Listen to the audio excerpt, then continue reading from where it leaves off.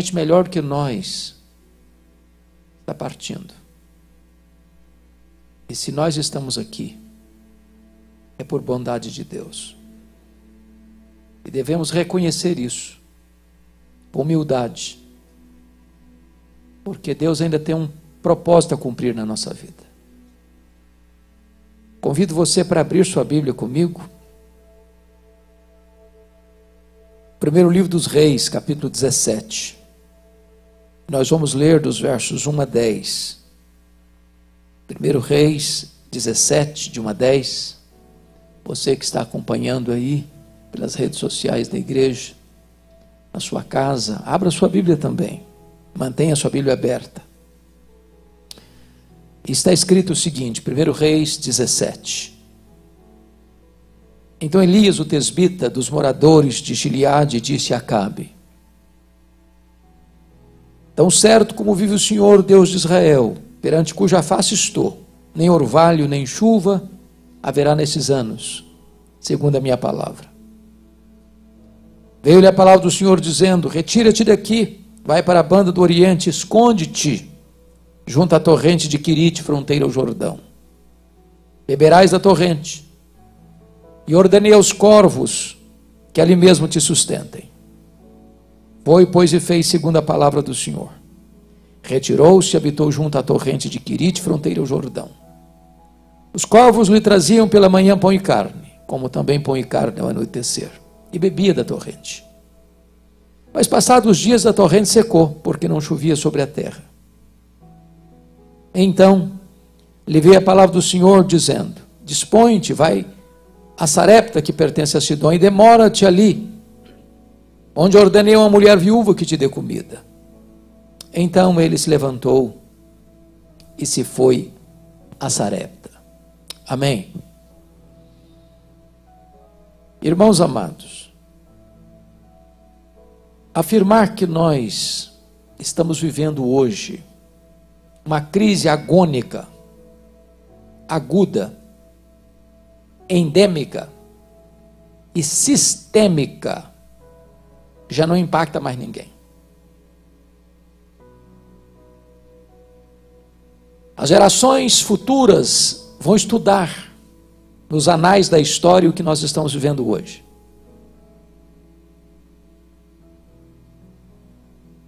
Pensar, entretanto, que Elias estava vivendo um período talvez pior do que o nosso. Já há quase 2.700 anos nos faz refletir. Eu queria situar Elias no tempo e no espaço para extrairmos daqui algumas lições. Vocês se lembram que houve em Israel 120 anos de monarquia, num Reino Unido, 40 anos sob Saul, 40 sob Davi, 40 sob Salomão. Salomão morre em 931 a.C. E com a morte dele, houve uma cisão no seu governo.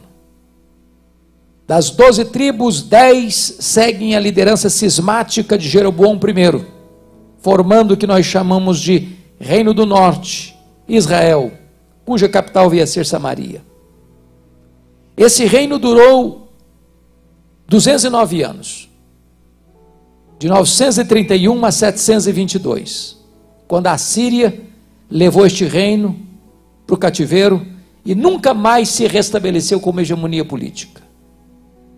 Nesses 209 anos, nós tivemos 19 reis, em 8 dinastias diferentes, 8 famílias diferentes governando. Curiosamente, nenhum desses 19 reis andou com Deus. Todos foram maus, todos foram ímpios, todos foram perversos. Para vocês terem uma ideia, esse Jeroboão que provoca essa cisão, governou 22 anos. Quando ele morre, seu filho Nadab reina 2 anos e é assassinado por Baasa. Mas quem assassina o rei não vai preso, assume o trono e começa a governar em seu lugar. Conspiração, traição. Baasa reina 24 anos. Morre seu filho Elá, reina 2 anos, e é assassinado por Zenri. E Zenri toma o governo. A população se revolta, faz um motim ao redor do palácio, percebendo que não podia fugir. Se mata, botando fogo no palácio e morrendo no meio das chamas. Assume o governo Onri, conhecido como o pior dos reis até então. E quando ele termina de reinar 12 anos depois, assume o governo Acabe, filho dele, que é pior do que o pai. Se não bastasse isso, ele se casa com a pior mulher do mundo, Jezabel. A mulher era assassina, era feiticeira e era mandona. O rei era apenas um boneco na sua mão. E essa mulher impôs o culto a Baal à força da baioneta em Israel. E começa a perseguir e a matar os profetas de Deus. Um tempo de terrível crise política, econômica, moral, social e espiritual. É nesse tempo de crise que Deus levanta, não um partido político, não uma denominação religiosa. Deus levanta um homem para mudar esse cenário. Um homem. Quem é esse homem? Elias. Mas quem é Elias? Olhem comigo, por favor, no versículo 1. Então Elias, o tesbita dos moradores de Gileade. Quando diz Elias o tesbita, não está falando da família dele, do sobrenome dele. Está falando da procedência geográfica dele. Ele vem de Tisbé. Quando você vai para o mapa procurar Tisbé, você não encontra, porque é um lugar muito insignificante. Quando você vai pesquisar sobre a família dele, ele não vem de uma família rica, ele não vem de uma escola de profetas, ele não vem de uma família sacerdotal. Elias é um homem desconhecido, de uma família desconhecida, de um lugar desconhecido, mas um homem levantado por Deus. E aqui nós aprendemos a primeira lição: Deus não precisa de estrelas para fazer a sua obra. Deus não precisa de figurões para fazer a sua obra. Deus pode levantar gente como você e eu, como Elias, para fazer a sua obra. Talvez, irmãos, um dos grandes problemas da igreja evangélica brasileira é que tem estrelas demais, figurões demais, gente que se julga importante demais. E você e eu, que talvez temos uma origem rural, antes até da chegada da luz elétrica no campo, a noite escura e você olhava para o céu bordejado de estrelas, você aprende uma lição: as estrelas só brilham quando o sol não está brilhando, porque quando o sol está brilhando não tem espaço para as estrelas brilharem. Quando Jesus, o sol da justiça, está brilhando, não tem espaço para homens brilharem, porque Deus não divide a sua glória com ninguém.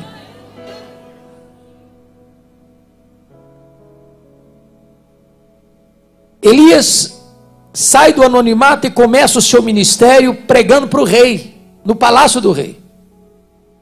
Muitos de nós passarão pelo ministério sem nunca ir no palácio pregar para o rei.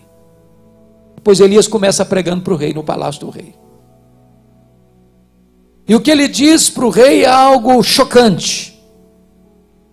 Ele chega e diz: tão certo como vive o Senhor Deus de Israel, perante cuja face estou. A coisa mais importante para você e para mim, num tempo de crise, é poder dizer para os homens que pensam que têm poder nas mãos: eu ando na presença do Rei dos Reis, do Senhor dos Senhores, do Deus Todo-Poderoso. É na presença dele que eu estou vivendo. E este homem chega com a palavra de juízo, dizendo: segundo a minha palavra não vai chover, e nem vai cair orvalho. Bom, chove ocasionalmente, mas o orvalho cai diariamente. E ele diz: não vai nem chover, e não vai cair orvalho também, segundo a minha palavra. Mas por que tanta garantia, certeza? O texto não responde isso. Por que tem essa convicção? O texto não responde. Mas a resposta está em Tiago 5,17. Elias orou para não chover e não choveu. Aqui você aprende a segunda lição. Você e eu só podemos prevalecer em público diante dos homens se primeiro nós prevalecermos em secreto diante de Deus. Só pode se levantar para pregar aos homens quem primeiro se prostra diante de Deus em oração em secreto. Talvez um dos grandes problemas da nossa geração é que nós separamos a academia de piedade. Separamos pregação de oração. Temos verdadeiros gigantes no púlpito, mas verdadeiros nanicos na vida de oração. Gente que conhece muito a respeito de Deus, mas gente que não conhece a intimidade de Deus. Quando eu olho para a vida dos apóstolos, me impressiono. Porque está lá, pastor Rogerinho, em Atos 6,4, para mim, um corte radical na história do cristianismo. Quando os apóstolos tomaram uma decisão histórica: quanto a nós, nos consagraremos à oração e ao ministério da palavra. Vamos constituir homens cheios do Espírito Santo, cheios de fé, cheios de sabedoria, para cuidar das mesas, da diaconia das mesas. Nós cuidaremos da diaconia da palavra. Entretanto, nós vamos nos consagrar à oração e ao ministério da palavra. E eu vou lhes fazer uma pergunta complexa. E você não precisa levantar a mão para responder. Responda no seu coração. O que é mais importante? Oração ou ministério da palavra?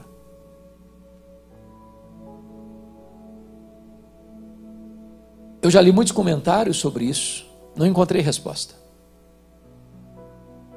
A melhor resposta que eu já ouvi a essa pergunta veio de um pastor coreano, que disse assim: Deus valoriza tanto a sua palavra, Deus dá tanta primazia e supremacia à sua palavra, que ele colocou a oração primeiro. Porque se você não for um homem e uma mulher de oração, não haverá poder para você pregar a palavra. Se nós quisermos ver as maravilhas de Deus acontecendo, nós precisamos primeiro nos matricular na escola de oração.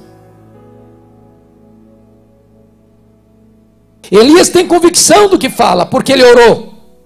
E quando ele ora, o céu se fecha. Quando ele ora, as janelas do céu se abrem. Quando ele ora, o azeite se multiplica na botija da viúva. Quando ele ora, a morte precisa bater em retirada. Quando ele ora, o fogo cai do céu.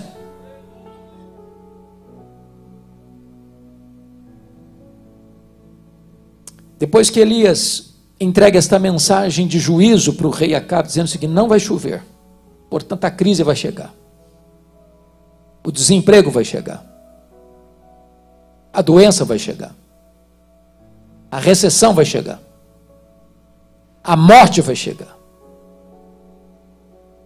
Em juízo a esta nação que virou as costas para Deus, que abandonou o Deus vivo para se prostrar diante de Baal. E diz o versículo 2, que ao entregar essa mensagem, veio-lhe a palavra do Senhor dizendo: retira-te daqui e vai para a banda do Oriente, e esconde-te junto à torrente de Quirite, fronteira ao Jordão. E aqui, irmãos, é um anticlímax. Porque tudo que um pastor ou um pregador não quer é se isolar. É caminhar na direção da solidão. Ele gosta de caminhar na direção da multidão. Deus manda Elias se esconder num deserto. E você e eu não gostamos do deserto. Porque deserto não nos promove, nos humilha. O deserto não acende as luzes dos holofotes sobre nós, apaga as luzes.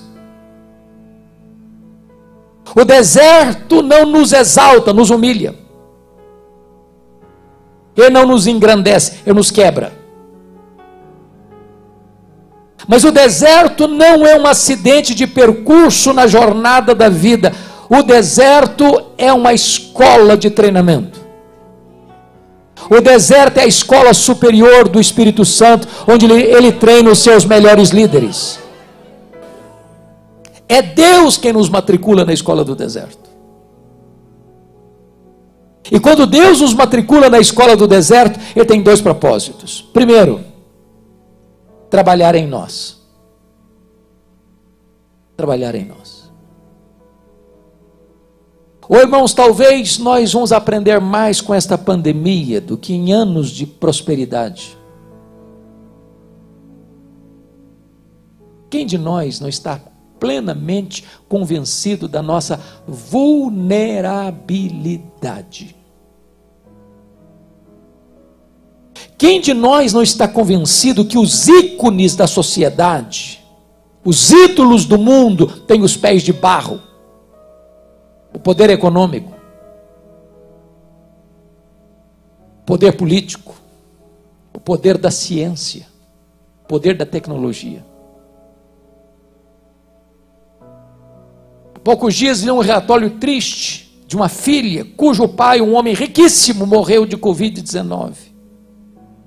E ela disse: o que é mais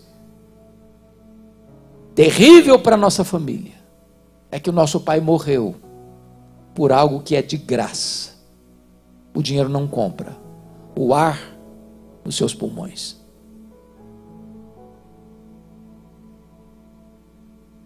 Quando Deus nos leva para o deserto, Ele quer trabalhar em nós. Sabe por quê? Porque Deus está mais interessado em quem você é do que no que você faz. Primeiro Deus trabalha em nós, depois Deus trabalha através de nós. Você gasta algumas horas para preparar um sermão, mas você gasta uma vida para edificar uma vida.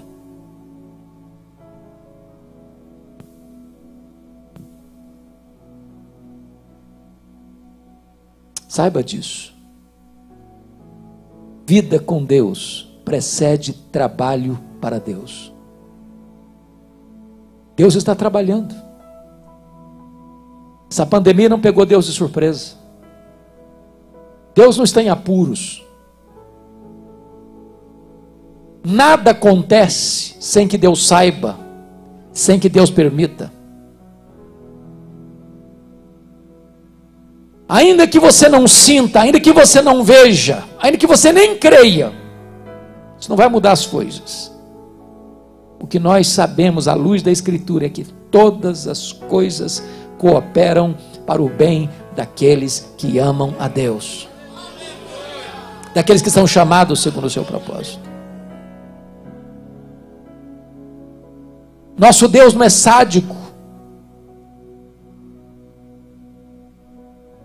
Nosso Deus é soberano e bom. Se Ele nos leva para o deserto, é porque Ele quer trabalhar em nós, para depois então trabalhar através de nós. Mas a segunda lição do deserto, irmãos, quando Deus nos leva para o deserto, é nos ensinar que nós precisamos depender mais do provedor do que da provisão. Veja você no versículo 7, que Elias está onde Deus mandou ele estar, fazendo o que Deus mandou ele fazer. Garçons voadores vão levar comida para ele. Ele bebe da fonte, mas diz o texto no verso 7, que passados os dias a torrente secou. A grande pergunta é, o que você vai fazer quando a sua fonte seca? E eu quero dizer para você que quando a sua fonte seca, Deus sabe onde você está, Deus sabe para onde você deve ir, e Deus sabe o que você deve fazer. A sua fonte pode secar, mas os mananciais de Deus continuam jorrando. A sua despensa pode ficar vazia, mas os celeiros de Deus continuam cheios. Você precisa entender uma coisa: você depende do provedor mais do que da provisão. Confiar na provisão é muito fácil. Você tem dinheiro, você tem mercado aberto, você vai lá e compra. Mas e quando a provisão acaba? Deus continua sendo o seu provedor. Me permita ilustrar isso com experiência pessoal. No ano 2000, eu fui para os Estados Unidos com a minha família, minha esposa, meus 2 filhos, que eram pequenos, para fazer um curso de doutorado na área de pregação. A igreja que eu sou pastor desde 85, há 35 anos, na época votou um valor para o nosso sustento. Na época votaram $2.300 por mês. E eu fui com expectativa de achar pelo menos meia bolsa. Fui para o Jackson, Mississippi. Quando eu chego lá, não tinha bolsa de 1 centavo. Quando eu chego lá, não encontrei escola pública para os meus filhos. Precisei pagar uma escola cristã. Não tem transporte público. Tive que comprar um carro velho. Tive que pagar a escola de inglês. Tive que pagar aluguel. Tive que pagar seminário. E percebi que as minhas despesas nunca ficaram inferiores a 3 mil por mês. Bom, mas dos valores que eu recebia, eu tinha alguma coisa para deduzir. Primeiro, que todo pastor é dizimista. Pelo menos pressupõe que seja. Então, se eu recebia 2.300, já deixava 220 na tesouraria da igreja. Recebia 2,70.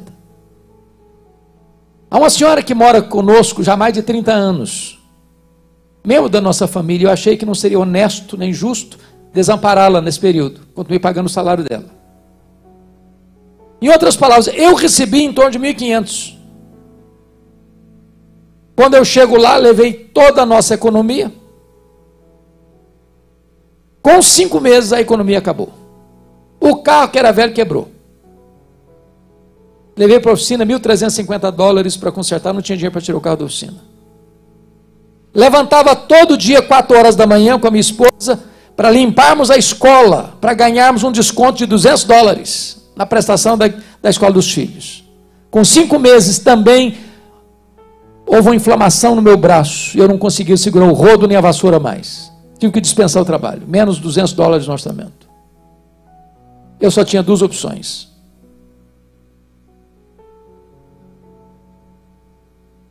Ou voltava para casa envergonhado, frustrado, ou pedia para Deus um milagre. E foi o que nós fizemos. Eu reuni minha família e disse: olha, nós não temos outra saída. Aqui não podemos ficar. Não temos dinheiro. Não temos provisão.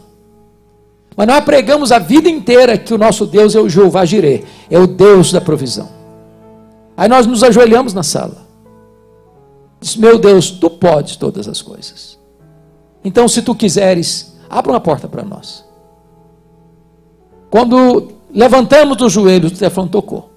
Corri para atender. Era um convite para eu pregar na Pensilvânia. Eu não tinha o dinheiro do lanche no bolso. Quando eu chego naquela conferência, no último dia da conferência, o pastor disse algo que é o óbvio ululante. Disse assim para o povo: meus irmãos, o pastor Hernandes é estudante aqui na América, e todo estudante é duro. Não precisa nem ser profeta para falar um negócio desse. Se alguém quiser ajudá-lo, fique à vontade. Eu saí de lá com $5.500 de oferta. Voltei chorando para casa. Um pastor me procurou, me chamou no canto e disse: eu vou lhe mandar $300 por mês até você terminar o seu curso. Peguei o carro da oficina, paguei as contas, fiz compra para casa, ainda sobrou dinheiro. Semana seguinte, um outro telefonema, um convite para pregar em New Hampshire, a 2.500 quilômetros de onde eu morava. Quando eu estou pregando meu último sermão, vem um presbítero atrás de mim, bota um bilhete dentro da minha Bíblia e diz assim: eu não sei o que está acontecendo com você, mas Deus tocou o meu coração e eu vou lhe mandar $600 por mês até você terminar o seu curso. Me deram $2.500 de oferta. Para encurtar a conversa, eu recebi 21 convites para pregar, em 10 estados diferentes. Onde eu ia, Deus fazia um milagre diferente. Um dia uma mulher fez uma viagem de 60 milhas de noite, debaixo de neve, porque Deus tocara o coração dela. Falei: onde eu estava para me dar uma oferta? No dia que eu vim embora, nunca nos faltou nada. Nunca. No dia que nós viemos embora, eu fui ao banco para fechar a conta, e para minha surpresa, exatamente o valor das nossas economias pessoais que nós havíamos levado estava lá no banco.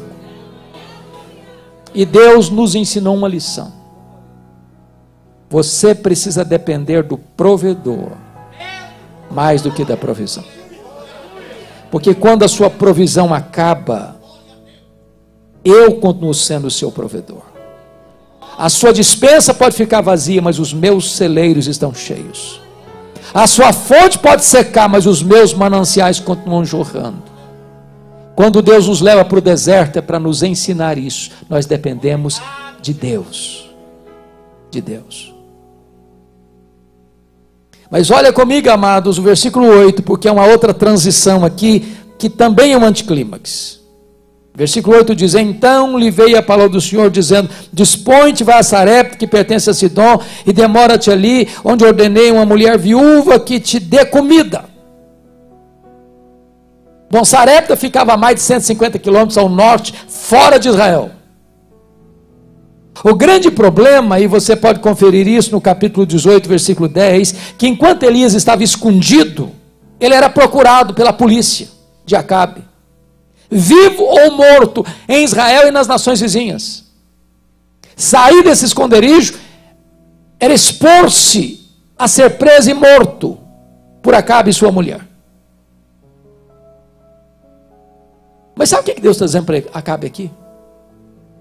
Para Elias aqui? Ele está dizendo o seguinte: meu filho, você acabou o estágio do deserto, agora aperte os cintos, porque eu vou matricular você no estágio mais avançado. Eu vou jogar você na fornalha. Sarepta significa fornalha, fogo, cadinho. Você já escutou aquela conversa que um problema nunca vem sozinho, vem acompanhado? Quando a coisa está difícil, pode ficar um pouquinho mais difícil ainda.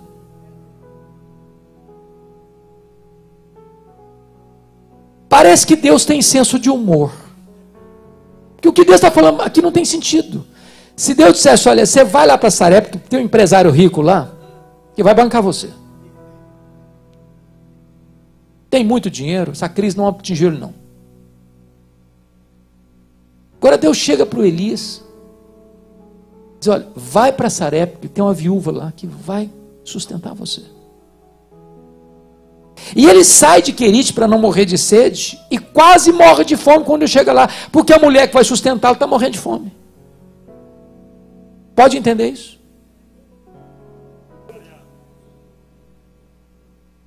Sabe o que Deus está dizendo, meu filho? Baixa a bola. Baixa a bola. Os obreiros de Deus precisam ser homens humildes. Você precisa depender da viúva. Para você reconhecer uma coisa: quem sustenta você sou eu. Quem cuida de você sou eu.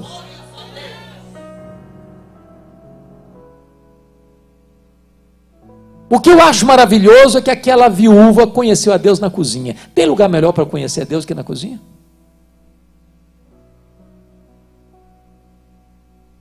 O azeite nunca parou de jorrar. A farinha nunca parou de cessar. A provisão era um milagre diário. Porque o que você nota no texto, não é que Deus chegou lá e multiplicou um saco de trigo e um tonel de azeite, não. Aquela mulher ia fazer a refeição do dia, estava lá aquela porção, era só aquela porção, e ela acabava de fazer a refeição, olhava o mesmo nível de farinha, o mesmo nível de azeite.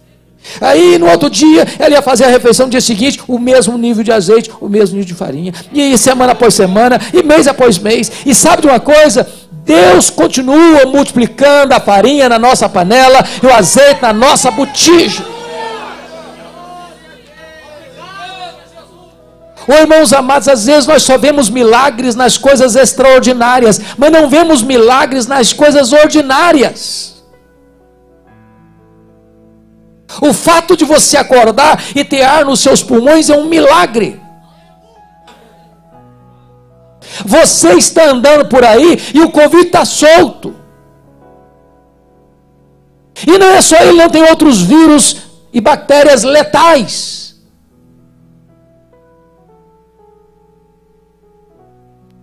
Quantas viagens de carro você já fez por estradas perigosas, e você saiu e você chegou, e você não viu que tinha anjos de Deus à sua volta, protegendo você? Então o fato de você e eu estarmos vivos hoje, estarmos na casa de Deus hoje, é um milagre. O fato de ter pão na sua mesa todo dia é um milagre. O fato de você ter saúde é um milagre. O fato de você ter família é um milagre. O fato de você ser servo de Deus é um milagre.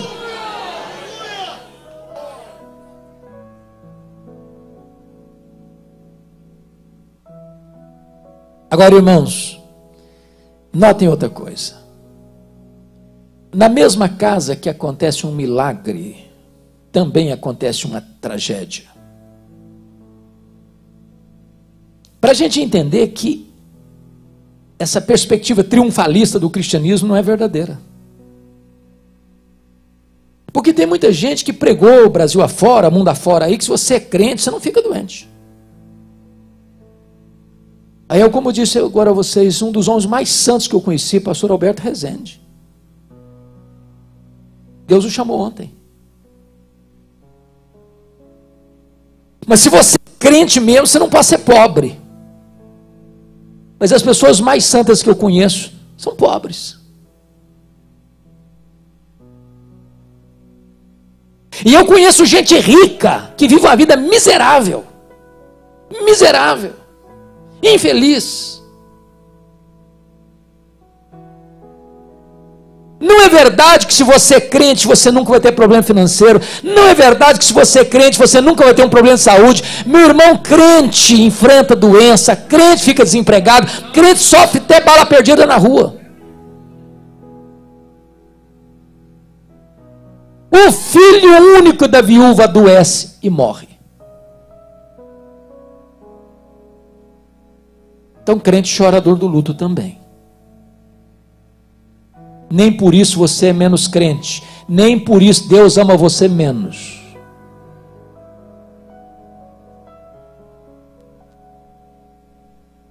Bom, mas sabe o que me impressiona aqui? E é nós que somos pastores, agora vamos dirigir aos colegas pastores.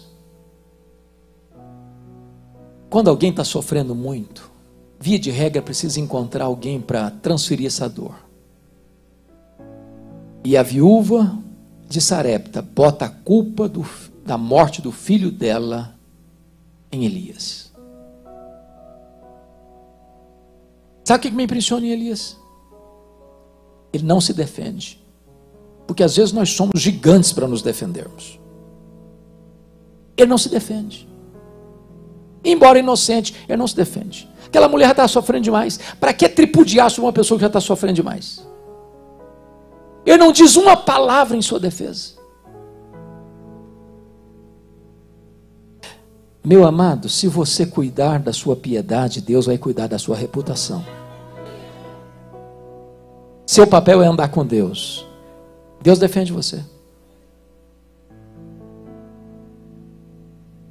O que me impressiona com Elias é que ele, que não diz uma palavra em sua defesa, pega o menino morto, leva para o seu quarto, tranca a porta, e lá ele abre o bico, lá ele fala muito, fala com Deus, nos ensinando uma lição.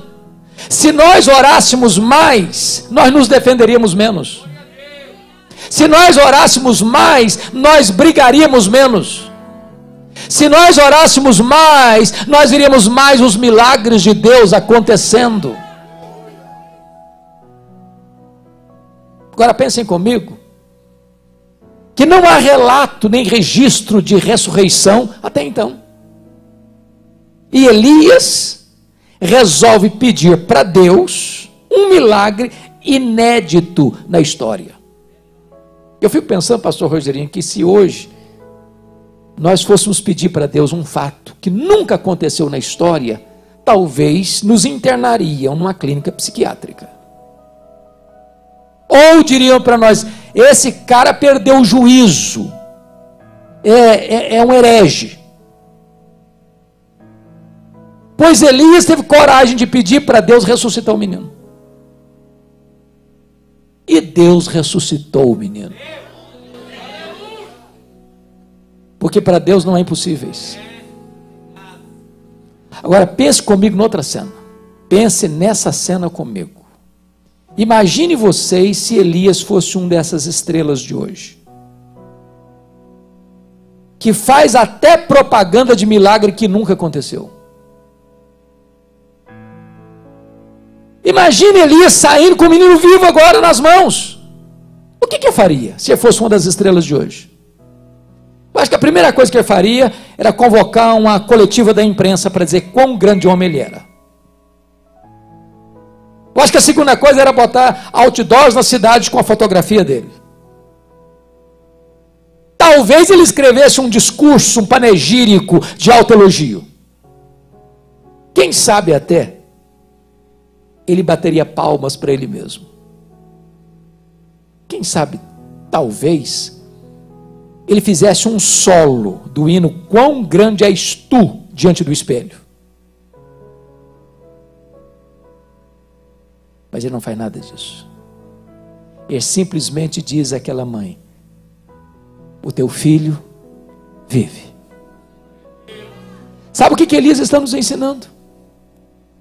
Se Deus está abençoando a sua vida, se Deus está abençoando o seu ministério, bote a boca no pó e dê toda a glória a Deus, porque Deus não divide a sua glória com ninguém.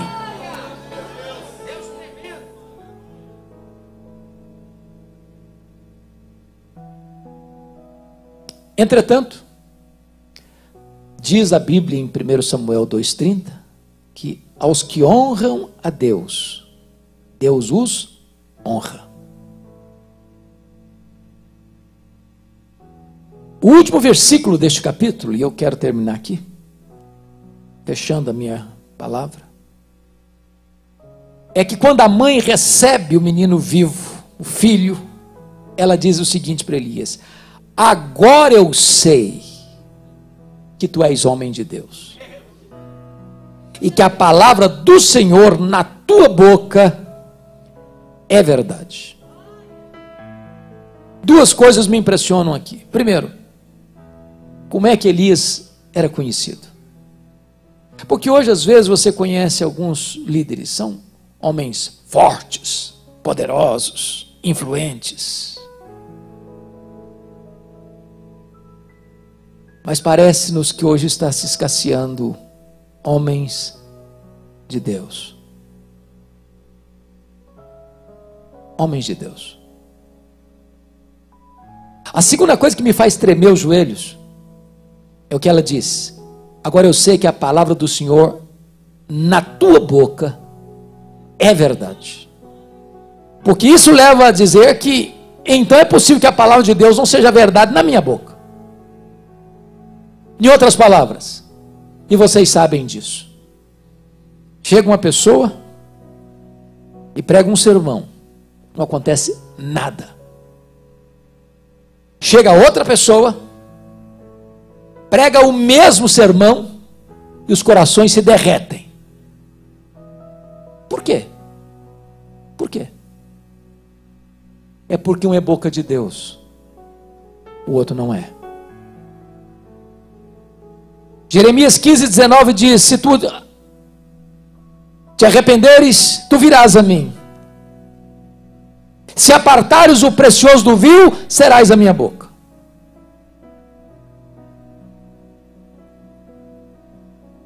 Na igreja presbiteriana, tivemos um pastor que era o xodó, a pessoa assim mais amável e querida da igreja. Morreu com quase 100 anos. Um dos grandes avivalistas do nosso país, chamado Antônio Elias.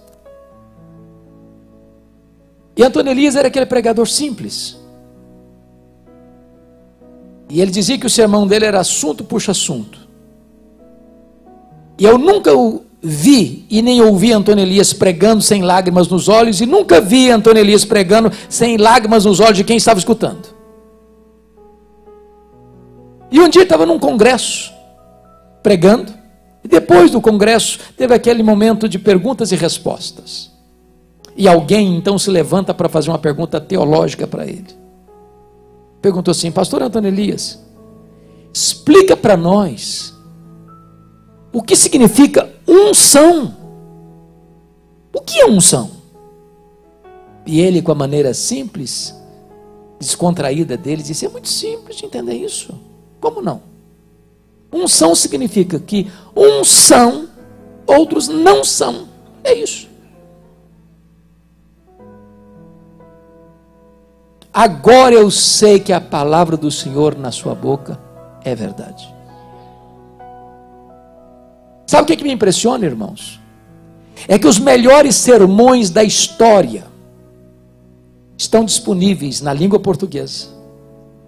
Os melhores sermões de João Crisóstomo, o Boca de Ouro, sermões de Aurélio Agostinho,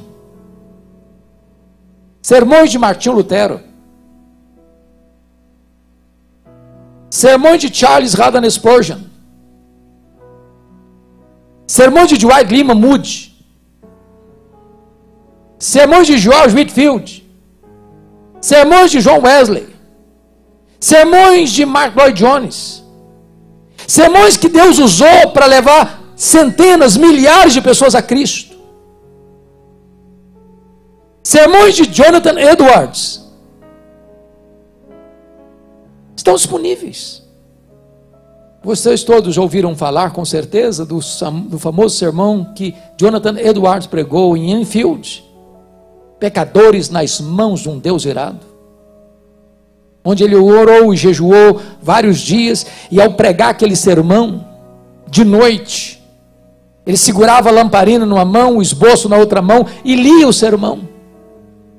E na medida que ele ia pregando o sermão, o auditório foi sendo tomado de convicção de pecado, e as pessoas se agarravam na pilastra do templo, como se o inferno estivesse aberto debaixo dos seus pés, e em lágrimas o auditório caiu prostrado, arrependido, e naquela noite mais de 500 pessoas convertidas.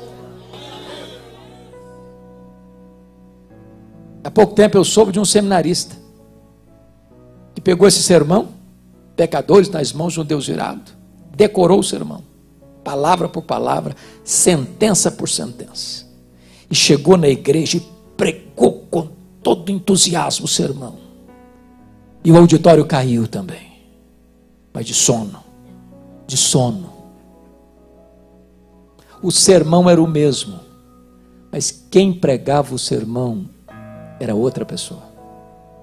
Agora eu sei que a palavra do Senhor na tua boca é verdade. Que Deus nos ajude nesse tempo de crise, vivermos como Elias,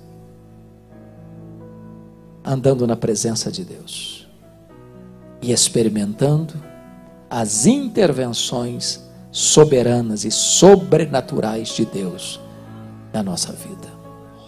Amém.